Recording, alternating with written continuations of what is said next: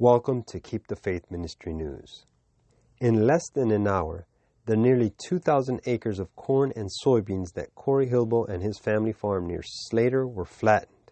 Quote, "Nothing in the path of the storm was unscathed," said Hilbo, who lives near where Monday's derecho, packing hurricane-force winds, left Heartland Cooperative's massive grain storage bins twisted and crumpled. Quote, "You drive around, there's nothing that's not leaning or flat," he said. Across Iowa, the storm hit about 10 million acres of crops, Governor Kim Reynolds said Tuesday during a news conference. The Iowa Department of Agriculture said the storm affected roughly a third of the state, which grows about 32 million acres of corn, soybeans, and other crops. Reynolds said farmers have told her the damage, quote, "has just been devastating. They have never seen anything like this." The storm, with straight-line winds nearing 100 miles an hour, pummeled homes, farms, and businesses across dozens of counties in central Iowa. In addition to crops, it destroyed grain bins, machine sheds, barns, and livestock buildings. Justin Gleason, the state climatologist, said the storm lasted 14 hours and traveled 770 miles through the Midwest before losing strength in Ohio.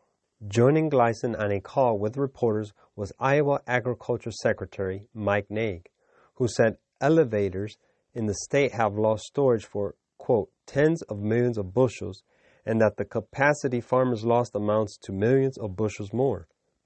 Workers will scramble to repair and rebuild grain bins. Still, elevators will most likely have to store more grain on the ground, and farmers will have to truck their harvest farther to store or sell it, adding cost and vulnerability. Naig, who traveled Tuesday in central Iowa to assess the damage, said he was unable to put a dollar amount on the destruction, adding that some crops may recover over the next few days. Some wind-damaged corn can continue to fill kernels and, quote, "will still make a crop. It will be able to stand up and produce," Naig said. Other acres will be so damaged that they cannot be harvested. Quote, "Really, only time will tell," Naig said. He warned that farmers should stay in close contact with their insurance agents and agronomists to help them through this disaster. Quote, "This is very emotional, a very emotional situation for a lot of Iowa farmers," he said.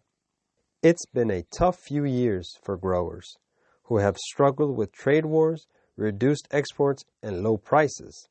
And demand for ethanol, which utilizes about half of Iowa's nation-leading corn crop, has plummeted as Americans cut commuting and other travel to prevent the spread of the coronavirus. Naig said that although growers in west central Iowa have been experiencing a drought, the state's harvest had looked promising, especially in east central Iowa. Hilbo said on Tuesday that flattened soybeans had begun to pop back up, but, quote, "I'm really worried about the corn. Some of it is, quote, leaning over, some is crimped, and some has snapped off at the root," he said. Some of that will be able to pick up in the combine, but if it's snapped off, that's really hard to get. Farmers also have to worry about the possibility that flattened corn plants will be susceptible to disease and will have to be harvested early.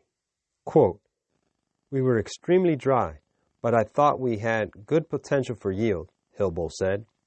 "It feels like we're getting kicked when we're down. We weren't looking at very good profitability, then this happened."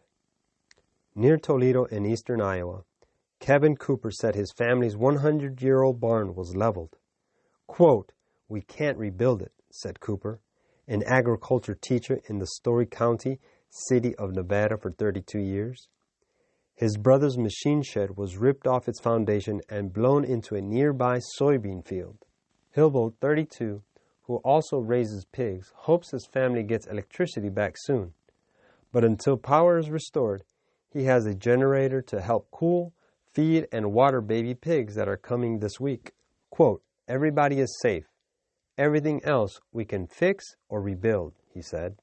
Quote, "In accidents and calamities, by sea and by land, in great conflagrations, in fierce tornadoes and terrific hailstorms, in tempests, floods, cyclones, tidal waves, and earthquakes, In every place and in 1,000 forms, Satan exercising his power.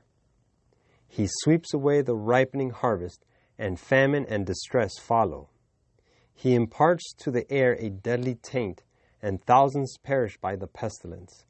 These visitations are to become more and more frequent and disastrous.